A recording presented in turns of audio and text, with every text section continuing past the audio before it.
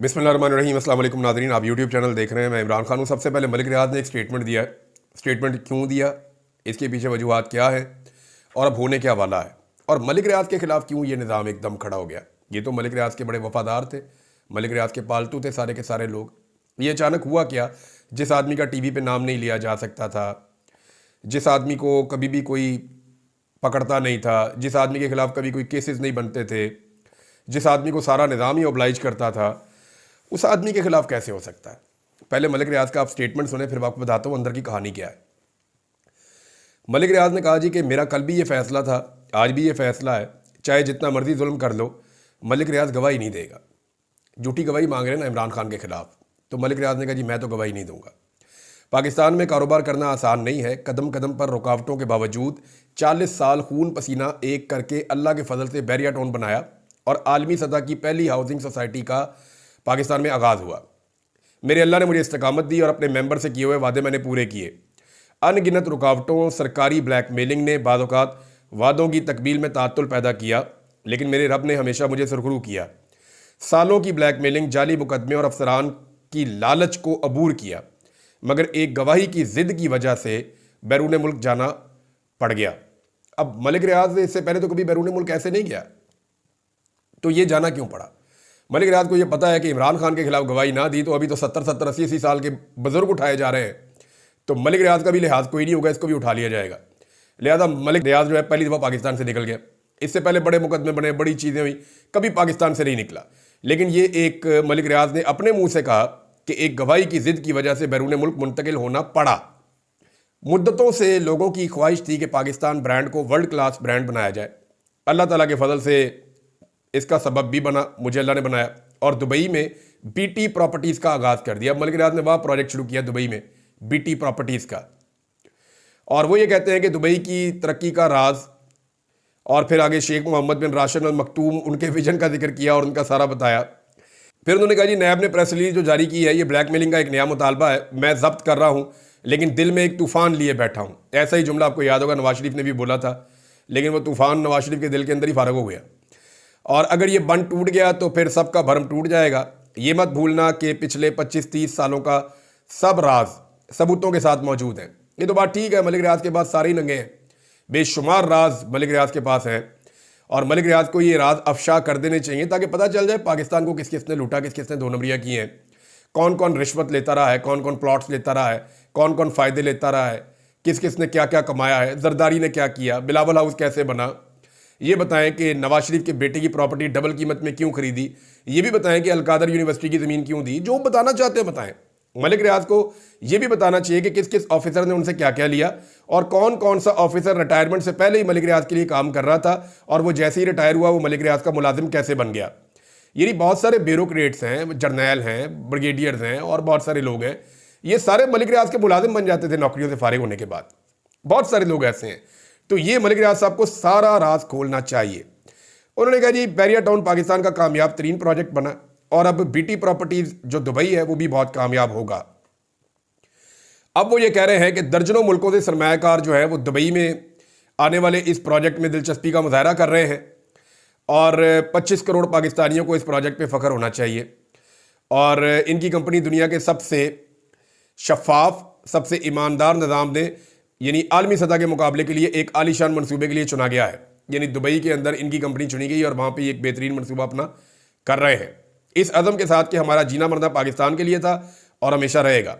अपने पाकिस्तानी भाइयों बहनों को यकीन दिलाते हैं कि हमने पाकिस्तान समेत दुनिया के हर मुल्क के कानून की पासदारी की है, हमेशा करते रहेंगे। मलिक रियाज ना तो किसी के खिलाफ इस्तेमाल होगा और ना ही किसी से ब्लैकमेल होगा। इंशाल्लाह दुबई प्रोजेक्ट कामयाब भी होगा और दुबई समेत पूरी दुनिया में पाकिस्तान की पहचान बनेगा। अब ज़रा आप समझें कि ये मामला क्या है। हुआ ये है कि नैब ने कह दिया है और हुकूमत ने भी ये कहना शुरू कर दिया है कि जनाब मलिक रियाज के खिलाफ हम दुबई में जाएंगे, क्योंकि मलिक रियाज दुबई के अंदर एक बहुत बड़ा कोई प्रोजेक्ट कर रहे हैं और ये प्रोजेक्ट वहाँ पे इसलिए नहीं कर सकते कि पाकिस्तान के अंदर इन्होंने करप्शन की हुई है और यहाँ पे इनके मामला साफ़ सुथरे नहीं हैं, लिहाजा हम दुबई की गवर्नमेंट को राब्ता करेंगे और ये प्रोजेक्ट रोकेंगे। अब इसकी वजह क्या है, ज़रा चंद चीज़ें आप समझ लें। मलिक रियाज जब तक पाकिस्तान के अंदर कारोबार करता रहा, पाकिस्तान के अंदर ब्यूरोक्रेट्स की, एस्टेब्लिशमेंट के अंदर जो लोग हैं उनकी, हुकूमतों के अंदर जो लोग हैं उनकी चांदी होती रही। यानी मलिक रियाज के अगर आप मुलाजमीन की तादाद देखें तो आपको बहुत सारे ऐसे लोग मिलेंगे जो जर्नल हैं, जो कर्नल हैं, जो ब्रिगेडियर हैं, रिटायर्ड, वो वहाँ पे काम करते रहे हैं। हत्ता कि कुछ लोग छुट्टियाँ लेकर भी मलिक रियाज साहब के लिए खिदमात सर अंजाम देते रहे हैं और दीगर सोसाइटीज़ के लिए भी खिदमात सर अंजाम देते रहे हैं। बहुत सारी पाकिस्तान में ऐसी हाउसिंग सोसाइटीज़ हैं जिनके अंदर जो लोग काम करते हैं वो रिटायर अफसरान होते हैं और बाकायदा उनके दफातर होते हैं। मैं कुछ से मिला भी हूँ। तो पाकिस्तान के अंदर ये एक ट्रेंड है कि फ़ौजी रिटायर अफसरान को हाउसिंग सोसाइटीज़ के अंदर मुलाजमत दी जाती है और ये ट्रेंड जो है मलिक रियाज साहब ने शुरू किया था। तो एक तो बेनिफिट ये था। दूसरा, मलिक रियाज साहब ने सबकी जेबें भरी हैं। मलिक रियाज का जिसने रास्ता रोका, मलिक रियाज ने रास्ता बनाने के लिए जो उसने चाहा उसको दिया और अपना काम वो निकालते रहे। ब्यूरोक्रेट को पैसे खिलाए, सियासतदानों को पैसे खिलाए, जर्नैलों को, जजों को पैसे खिलाए, सबको पैसा खिलाया मलिक रियाज ने। और मलिक रियाज के पास ये राज मौजूद है। अब इन राजों को छुपाने से क्या फ़ायदा? पाकिस्तान का अगर मलिक रियाज ने भला करना है तो दुबई में प्रॉपर्टी या कोई एक प्रोजेक्ट बना के वो भला नहीं हो सकता। वो भला हो सकता है कि वो पोल खोल दें सबका और बताएं किस किस ने पाकिस्तान को कैसे कैसे लूटा और किस किस को रिश्वत लेने की आदत है, किस किस को कमीशन लेने की आदत है। तो मलिक रियाज साहब अगर ये पोल खोल देना तो ये कोई 500-700 ब्यूरोक्रेट और ये सियासतदान और ये एस्टेब्लिशमेंट के लोग ये सारे बीच में आ जाएंगे। कम से कम कौम को पता तो चल जाएगा कि कौन कौन खाऊ है और किस किस ने पाकिस्तान को लूटने के लिए ये गेम की है। मलिक रियाज के पास वाकई बड़े राज है। मलिक रियाज वो राज बता सकता है लेकिन वो बता नहीं रहा और वो ये कह रहा है मैंने काम करने दो, क्योंकि पाकिस्तान में भी मलिक रियाज ने काम किया है और यहाँ पे जो रुकावट आई है उसको चाहे पैसे दे के, जो भी करके, तलक लगा के, कुछ भी करके उसने अबूर किया है और अब वो पाकिस्तान से बाहर भी दुबई में प्रोजेक्ट कर रहा है। प्रॉब्लम क्या आ रही है? नंबर एक, सोने का अंडा देने वाली मुर्गी पाकिस्तान के कब्जे से बाहर चली गई है। बहुत सारे लोग जिन्हें सोने का अंडा खाने का शौक था वो मुर्गी अब दुबई में चली गई, अब वहाँ पे अंडे दे रही है। लिहाजा वहाँ पे जाके इनको नौकरियाँ नहीं मिल सकती, वहाँ पे जाके ये कारोबार नहीं कर सकते, वहाँ पे जाके मलिक रियाज को ब्लैकमेल नहीं कर सकते, वहाँ पे जाके उससे पैसे नहीं ऐंठ सकते। नंबर एक ये है। नंबर दो, प्रॉब्लम एक और है। मलिक रियाज क्योंकि पाकिस्तान का सबसे बड़ा प्रोजेक्ट कर रहा था और पाकिस्तान के अंदर इस वक्त लोगों का एतमाद ख़त्म हो रहा है, तो जितने भी इन्वेस्टर्स होते हैं उनमें बड़ी तादाद उन इन्वेस्टर्स की होती है जो ओवरसीज़ होते हैं। यानी ओवरसीज़ पाकिस्तानी बहुत बड़ी मिकदार में पैसा डालते हैं रियल एस्टेट के बिजनेस में। ये पूरी दुनिया में डालते हैं लेकिन ज़्यादा पैसा वो पाकिस्तान में ले आते थे। ये नहीं उन्हें बताया जाता था कि ये नई सोसाइटी लॉन्च हो रही है या इसका नया ब्लॉक आ रहा है, इस वक्त प्लॉट की कीमत ये है, 2-3 साल में ये प्लॉट की कीमत दुगनी या उससे ऊपर चली जाएगी। तो ओवरसीज़ पाकिस्तानी अपना एक्स्ट्रा पैसा मुंतकिल कर देते थे पाकिस्तान में और ये प्लॉट्स या इनकी फाइलें ख़रीद लेते थे। बाद में वो कीमत बढ़ती थी तो वो जो ओवरसीज़ पाकिस्तानी है बाद औक़ात उन्हें फ़ायदा होता था, बाद औक़ात कई सोसाइटियाँ उनको धोखा भी दे देती थी। वो बेचारे प्लॉटों के पीछे पीछे भागते रहते थे, फाइलें लेके ख्वार भी होते रहते थे और बाद औक़ात जो है, और डेफिनेटली ये फ़ायदा जो है वो जो रियल एस्टेट का बिजनेस करने वाले लोग हैं उनको ये फ़ायदा होता था। और पैसा क्योंकि पाकिस्तान में आता था तो जब टैक्स कलेक्शन होती थी वो पैसा पाकिस्तान में भी आ जाता था। ये DHA भी है, ये बैरिया भी है, ये अलीम खान की सोसाइटी भी है, ये और बहुत सारी सोसाइटीज़ हैं। ये पाकिस्तान में तो दर्जनों सोसाइटीज़ हैं। लेकिन जो सबसे बड़ा जायंट था इसका वो कौन था? वो मलिक रियाज था। अब मलिक रियाज ने दुबई में एक प्रोजेक्ट शुरू किया है। दुबई प्रॉपर्टी के नुक्ता नज़र से दुनिया की सबसे बड़ी मार्केट बन चुका है और मलिक रियाज ने प्रोजेक्ट सिर्फ दुबई में नहीं करना। मैं आपको ये भी बता देता हूँ कि मज़ीद कुछ मुल्कों के मलिक रियाज को दौरे करवाए गए हैं और वहाँ की हुकूमतों ने बाकायदा मलिक रियाज को कहा कि इत्थे भी प्रोजेक्ट कर लो। एक तो मलिक रियाज के पास एक्सपर्टीज है इस मामले में, दूसरा उनके पास कॉन्टैक्ट्स हैं। ओवरसीज़ पाकिस्तानी जो है ना वो मलिक रियाज पे इसलिए भरोसा कर लेते हैं कि उन्होंने वहाँ से पैसा बनाया हुआ है कई लोगों ने। अब मामला ये है कि मलिक रियाज ने अगर बाहर प्रोजेक्ट शुरू कर दिए तो पाकिस्तान के अंदर जो रियल एस्टेट का बिजनेस है उसको धचका लगेगा। यानी DHA को धचका लग सकता है, अलीम खान की सोसाइटी को धचका लग सकता है और जो सैकड़ों सोसाइटीज हैं उनको धचका लग सकता है। इनमें ज़्यादातर लोग जो है वो हुकूमत के साथ शामिल हैं और हुकूमत के साथ उनके अच्छे ताल्लुकात हैं। लिहाजा पाकिस्तान का रियल एस्टेट नीचे जाएगा अगर मलिक रियाज ने ओवरसीज़ पाकिस्तानियों के पैसे का रुख दुबई की तरफ मोड़ दिया तो। अब दुबई के अंदर लोगों को जो प्रॉब्लम पाकिस्तान में आते थे लॉ एंड ऑर्डर के या दीगर मसाइल आते थे कि ज़मीन का कब्जा नहीं मिल रहा या ये प्रोजेक्ट पता नहीं बनना है या नहीं बनना, ये वाली कन्फ्यूजन तो दूर हो जाएगी। नंबर एक। नंबर दो, मलिक रियाज के साथ उनके पहले ही कॉन्टैक्ट्स हैं तो वो अपना पैसा वहाँ पे दुबई में मुंतकिल करेंगे। अब इसका फ़ायदा किसको होगा? दुबई को होगा, मलिक रियाज को होगा। इसका नुकसान किसे होगा? पाकिस्तान के अंदर जो रियल एस्टेट का कारोबार करने वाले, चाहे वो इदारे चाहे वो इंडिविजुअल्स हैं, चाहे वो बोर्ड बने हुए हैं, चाहे वो कंपनीज हैं, ये उनको नुकसान होगा पाकिस्तान में। लिहाजा इन्हें दो चीज़ें समझ आ गई हैं, एक तो सोने का अंडा देने वाली मुर्गी हमारे हाथ से निकल के गल्फ में चली गई है, और एक जिद के चक्कर में गई है ना। ये उससे चाह रहे थे कि गवाही ले लें इमरान खान के खिलाफ, ने कहा जी मैं नहीं देता, मैंने माजी में किसी के खिलाफ नहीं दी तो मैं अब क्यों दूँ, लिहाजा मैं नहीं देता, वो निकल लिए। अब ये जिद जो है वो सोने की मुर्गी जो है अंडा देने वाली, वो तो चली गई पाकिस्तान से बाहर। अब दूसरा मामला ये है कि साथ में वो अपने इन्वेस्टर्स भी ले गई। अब जो बाकी अंडे बच्चे होंगे या जो इन्वेस्टमेंट होगी वो सारी वो दुबई की तरफ ले जाएगा। तो पाकिस्तान में रियल स्टेट वाले बहुत परेशान हैं और इस वजह से ये पंगा इस तरफ को जा रहा है। नाज़रीन, एक और खबर यह है कि एक डॉक्यूमेंट्री बनी है जो वॉइस ऑफ अमेरिका ने बनाई है। वॉइस ऑफ अमेरिका ने जो डॉक्यूमेंट्री बनाई है उसमें कुछ इंकशाफात हैं जो मैं आपके सामने रख देता हूँ। वॉइस ऑफ अमेरिका ने तहकीकाती रिपोर्ट बनाई जिसमें उन्होंने ये बताया कि डी चौक में गोली चली थी, ना सिर्फ गोली चली थी बल्कि लोगों को गोलियां लगी हैं और वहाँ कत्लेआम हुआ है। हुकूमत इस चीज़ से हमेशा भागती रही है और कभी भी इसके बारे में बात नहीं कर रही। अब वहाँ पे डोनाल्ड ट्रंप की हुकूमत बन गई अमेरिका में और वॉइस ऑफ अमेरिका की इसके ऊपर रिपोर्ट आ गई। वॉइस ऑफ अमेरिका ने बाकायदा याफिस खान का इंटरव्यू किया। याफिस खान वो शहरी है जिसको जब वो वीडियो बना रहा था तो उसको गोली लग गई थी और उसने क्लेम किया कि मुझे गोली लग चुकी है। अब याफिस खान जो है वो ले गए अस्पताल और ले जाकर उन्होंने इसका एक्सरे करवाया खुद वॉइस ऑफ अमेरिका ने, और उन्होंने देखा कि इसकी बॉडी में अभी भी गोली मौजूद है। इसके अलावा उन्होंने मजीद लोगों के बारे में बताया कि जनाब उनको भी गोलियां लगी हैं, यानी पेशावर में 11 गोली लगने वाले जख्मियों का इलाज हुआ है, ये भी बताया गया। और साथ इस रिपोर्ट में ये भी बताया कि पिम्स और पॉली क्लिनिक अस्पताल ने तफसीलात फराहम करने से अभी फिर इनकार कर दिया है। तो ये वॉइस ऑफ अमेरिका की रिपोर्ट जो है ये बड़ी इंपॉर्टेंट है। इस वक्त आलमी सतह पे गवाहियाँ पहले भी आ रही थी, अभी भी गवाहियाँ आ रही है, और ट्रंप जो है वो वाकई बहुत गर्मी के साथ आया है। और ट्रंप की जो सारी तवज्जो है वो इस बात के ऊपर है कि उसने डीप स्टेट को या एस्टेब्लिशमेंट को शिकस्त कैसे देनी है।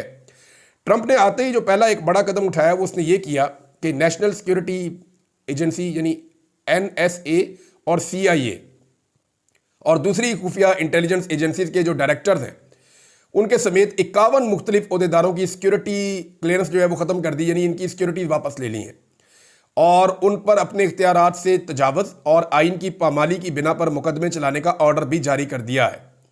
ये अमेरिकन एस्टेब्लिशमेंट को तार तार कर देगा ऐसा लगता है डोनाल्ड ट्रंप, और अमेरिकन एस्टेब्लिशमेंट के ऊपर उसने अटैक कर दिया है। अमेरिकन एस्टेब्लिशमेंट दुनिया की सबसे ताकतवर एस्टेब्लिशमेंट है, वो डोनाल्ड ट्रंप से इलेक्शन हारी है और इलेक्शन हारने के बाद उन्हें अब पाकिस्तान में एस्टेब्लिशमेंट ने इमरान खान को क्यों नहीं जीतने दिया? कभी आपने सोचा है? यही खदशात पाकिस्तान की एस्टेब्लिशमेंट के भी थे। डोनाल्ड ट्रंप अमेरिकन एस्टेब्लिशमेंट को बांध रहा है, अमेरिकन एस्टेब्लिशमेंट को कानून के दायरे में ला रहा है, अमेरिकन एस्टेब्लिशमेंट के खिलाफ कानूनी कार्रवाई कर रहा है और उनकी मौज मस्ती खत्म कर रहा है इक्तदार में आने के बाद, क्योंकि उसने एस्टेब्लिशमेंट को शिकस्त दी है इन इंतखाबात में। अब इसी तरह से पाकिस्तान की एस्टेब्लिशमेंट को डर था कि अगर इमरान खान ने हमें शिकस्त दे दी और वो इक्तदार में आ गया, शिकस्त तो इमरान खान ने दे दी, लोगों ने लाइनों में लगकर वोट डाले और लोगों ने एंटी एस्टेब्लिशमेंट बयानिए पर वोट डाले और इमरान खान साहब को अक्सरियत दी, 2/3 अक्सरियत से भी ज़्यादा दी। अब इमरान खान साहब को हुकूमत में आना चाहिए था, लेकिन पाकिस्तान की एस्टेब्लिशमेंट को भी इसी चीज़ का डर था कि अगर इमरान खान इक्तदार में आएगा तो हमारा जो ग्रिप है, जो कंट्रोल है पाकिस्तान के ऊपर, वो ख़त्म हो जाएगा और इमरान खान साहब ऐसे इकदाम करेंगे जिनसे एस्टेब्लिशमेंट की पहले जैसी वक़्त नहीं रहेगी। अब नाज़रीन, एक और आपको खबर मैं सुनाता हूँ, अजीबोगरीब खबर है। पाकिस्तानी अजीब अजीब काम कर रहे हैं कि लापता जो अफराद का कमीशन है उसके अंदर जनाब तैनात कर दिया गया है 85 साल बुजुर्ग जस्टिस रिटायर फ़कीर मोहम्मद खोकर साहब को। अब आप अंदाज़ा करें, लापता अफराद का कमीशन है, बलूचिस्तान से लेकर आज़ाद कश्मीर तक, खैबर पख्तूनख्वा से लेकर पंजाब और इस्लामाबाद तक, इवन सिंध में भी। पाकिस्तान का कोई ऐसा इलाका नहीं है जहाँ पे लोगों को लापता ना किया जाता हो। जबरी गुमशुदगियाँ पाकिस्तान में एक मामूल बनती चली जा रही हैं और पाकिस्तान के रियासती इदारे इसको एक टूल के तौर पे इस्तेमाल कर रहे हैं कि जबरी तौर पे लापता करो बंदे को और किसी अदालत के अंदर इंसाफ नहीं मिलता, उसके घर वाले ढूंढते रहते हैं और इसको ब्लैकमेलिंग के लिए इस्तेमाल करते हैं, एक टूल के तौर पे इस्तेमाल करते हैं, लोगों को दबाने के लिए, लोगों की आवाज़ को दबाने के लिए और इख्तलाफ राय को कुचलने के लिए इसको एक टूल के तौर पे इस्तेमाल किया जाता है। अब 85 साल बुजुर्ग को लगा दिया गया। मैं आपको शर्तिया कहता हूँ कि ये जो 85 साल बुजुर्ग है ना, ये अकेले अपने घर से निकले तो लापता हो जाए। इस उम्र के अंदर तो बंदे को रास्ते याद नहीं रहते। इनको आप अंदरून शहर लाहौर में ले जाके छोड़ दें और नहीं अपने घर पहुंच जाओ, ये बगैर किसी की मदद के अपने घर नहीं पहुंच सकते। ये इतनी बड़ी तादाद में लापता अफराद को उनके घरों में पहुंचाएंगे। ये पाकिस्तान की रियासत इससे ज़्यादा भद्दा और बुरा मजाक कर नहीं सकती। इमरान खान साहब ने आज तारीफ़ की है ईमान मज़ारी साहबा की, जो लापता अफराद के लिए बहुत काम कर रही हैं, बड़ी कोशिश कर रही है। उनकी जितनी तारीफ़ की जाए कम है। इस तरह के लोगों को लगाएं ना आप, यानी ऐसे लोगों को लगाएं जो वॉलंटियर कर सकें अपने आप को, जो दर्द दिल के साथ काम कर सकें, जो कानून को जानते हों और जो कानून के मुताबिक आगे बढ़ते जाएं। बहुत सारे और लोग हैं, बेशुमार लोग हैं, बहुत सारी तंजीमें हैं जो इसके ऊपर काम कर रही हैं, बहुत सारे जजेज हैं जो इसके लिए आवाज़ उठाते रहे हैं, जो हाल ही में रिटायर हुए हैं, उनको आप लगा सकते हैं। लेकिन इतने बुजुर्ग आदमी को लगाने के बाद एक्चुअली ये पैगाम दिया गया है कि जनाब हम जो चाहे वो करते रहें, जिसको चाहे मर्जी लापता करते रहें, और जब कोई हमसे जवाब मांगेगा तो जवाब भी नहीं मिलना। एक और खबर है वो ये है नाजरीन के पाकिस्तान तहरीक इंसाफ ने मुज़ाकरात के हवाले से बड़ा कैटेगोरिकली कह दिया है कि अब हम चौथा जो मुज़ाकरात का राउंड है उसमें नहीं आएंगे। और उसकी वजह पाकिस्तान तहरीक इंसाफ ने यह बताई है कि अगर तो हुकूमत ने ये हामी भर ली कि वो जुडिशल कमीशन बनाने जा रही है और उस पर वो बात करना चाहते हैं, तो फिर तो बैठेंगे और बैठकर बात करेंगे। लेकिन 9 मई के हवाले से और 26 नवंबर के कत्ले आम के हवाले से अगर हुकूमत जुडिशल कमीशन नहीं बनाती और इसकी हामी नहीं भरती तो हम चौथे राउंड में मुज़ाकरात के नहीं बैठेंगे। ये पाकिस्तान तहरीक इंसाफ ने क्लियरली कह दिया है। जबकि हुकूमत ने इसके ऊपर टाइम मांगा। हुकूमत ने यह कहा कि जी हम 28 जनवरी तक आपको बता देंगे कि हम ये जुडिशल कमीशन बना रहे हैं या नहीं बना रहे। मेरी इतला के मुताबिक जुडिशल कमीशन तो नहीं बनाएंगे, क्योंकि राणा सनाउल्लाह साहब ने बड़ा क्लियरली ये बता दिया है कि जनाब इसका मतलब तो ये है कि हम गले में रस्सा डाल के पाकिस्तानी इदारों का वो पाकिस्तान तहरीक इंसाफ के हाथ में पकड़ा दें कि आप इनको झटके मारो। तो एक तरह से ये राणा सनाउल्लाह साहब का एतराफ़ जुर्म भी है कि अगर जुडिशल कमीशन बना इस मामले पे, ये जो 2 मामलात हैं, अगर इन 2 मामलात के ऊपर जुडिशल कमीशन बना तो फिर इसमें पाकिस्तान के इदारे फंस जाएंगे। एक तरह से ये एतराफ़ जुर्म है कि पाकिस्तान के इदारों ने 9 मई और 26 नवंबर किया है, और अगर जुडिशल कमीशन बना तो इसका मतलब ये होगा कि पाकिस्तानी इदारे फंस जाएंगे और पाकिस्तान तहरीक इंसाफ का मौक़िफ़ दुरुस्त साबित हो जाएगा। लिहाजा हम ये कर नहीं सकते। नाज़रीन, आदिल बज़ई वाला जो केस है वो बड़ा दिलचस्प रुख इख्तियार कर गया है। पाकिस्तान तहरीक इंसाफ ने यह क्लेम किया है, उमर अयूब साहब भी ये कह रहे थे कि नवाज शरीफ और शहबाज शरीफ दोनों की सीटें जा सकती हैं आदिल बज़ई के केस में। मामला ये है कि जो जाली हलफनामा दिया गया है आदिल बज़ई का, जाली एफिडेविट, उसमें आदिल बज़ई ने केस कर दिया है और सुप्रीम कोर्ट ऑफ पाकिस्तान ने इलेक्शन कमीशन को ये बाकायदा कहा है कि जज, ज्यूरी और प्रोसिक्यूशन का किरदार आप अदा नहीं कर सकते।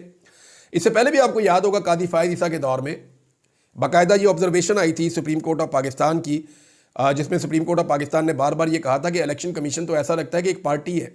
यानी वो जो मखसूस नशिस्तों वाला केस है उसमें इलेक्शन कमीशन ऐसा नहीं लगता कि वो एक न्यूट्रल एक बॉडी है कि किसी को भी मखसूस नशिस्तें जाएँ, सुप्रीम कोर्ट ये फैसला कर दे। नहीं, इलेक्शन कमीशन तो वहाँ पर एक पार्टी बना हुआ था कि नहीं, हर हाल में मैंने PDM की जमातों को और एस्टेब्लिशमेंट की मर्जी और मंशा के मुताबिक मैंने मखसूस नशिस्तें देनी है, मैंने पाकिस्तान तहरीक इंसाफ को उसकी मखसूस नशिस्तें नहीं देनी है। साहबजादा हामिद रज़ा के मदरसे के ऊपर नाज़रीन एक अटैक किया गया है, और ये जो अटैक है ये उनके मदरसे के ऊपर किया गया। पंजाब पुलिस की बहुत बड़ी रेड हुई है वहाँ पे। वजह यह है कि वो एक प्रेस कॉन्फ्रेंस करना चाह रहे थे और उनको रोकना चाह रही है पंजाब पुलिस। अब आप अंदाज़ा करें कि एक तरफ मरियम नवाज़ जो है वो जहाँ दिल करता है वहाँ चली जाती है, जो दिल करता है वो पॉलिटिकल एक्टिविटी करती है, जबकि अपोजिशन को एक प्रेस कॉन्फ्रेंस करने की इजाज़त नहीं है। इमरान खान के दौर में अपोजिशन ना सिर्फ प्रेस कॉन्फ्रेंस करती थी बल्कि उनको भरपूर कवरेज मिलती थी, बल्कि वो जहाँ दिल करता था जलसा जुलूस करते थे, जहाँ दिल करता था अपनी पॉलिटिकल एक्टिविटीज़ करते थे। लेकिन इमरान खान की पार्टी को मरियम नवाज़ की हुकूमत ने पुलिस के ज़रिए से पूरी तरह से कुचलने की कोशिश की है, और वही किया जो एस्टेब्लिशमेंट ने उन्हें कहा, यानी जूते पॉलिश करने का इन्होंने रिकॉर्ड कायम किया है। मरियम नवाज़ ने एक और बड़ी लंबी छोड़ दी। उन्होंने कहा जी 130 साल का रिकॉर्ड मैंने तोड़ दिया है। वजह यह है, उन्होंने कहा कि मरियम आबाद के लोगों ने कहा मुझे, क्यों मरियम आबाद जो है वो अक़लियती लोगों की एक इलाका है, तो उन्होंने कहा जी मरियम आबाद के लोगों ने कहा कि 130 साल के बाद हमें कोई हुक्मरान मिला है। मुझे समझ नहीं आती कि मरियम नवाज़ को तकरीर लिखकर कौन देता है। नवाज शरीफ को और शहबाज शरीफ को ढूंढ के जूते मारने चाहिए कि यार हम भी यहाँ पे वज़ीर आला रहे हैं। यानी मरियम नवाज़ की तारीफ़ करने के चक्कर में बाप का और चाचा का और कज़न का सबका क्रेडिट खा गई। यानी ना शहबाज शरीफ ने कुछ किया, 3-4 दफ़ा वज़ीर आला रहा, ना नवाज शरीफ ने कुछ किया, वो भी पंजाब का वज़ीर आला रहा, ना हमजा शहबाज ने कुछ किया, वो भी पंजाब का वज़ीर आला रहा। तो पंजाब के अंदर इसके बाप दादा ने कभी कुछ नहीं किया, जो किया मरियम नवाज़ ने किया, और वो भी अभी किया। और एक जनाब कार्ड जारी कर दिया अकलियतों के लिए और इसमें एक मुहिम चलाई जा रही है और कर्जे के पैसे से मुहिम चलाई जा रही है, आप अंदाज़ा करें।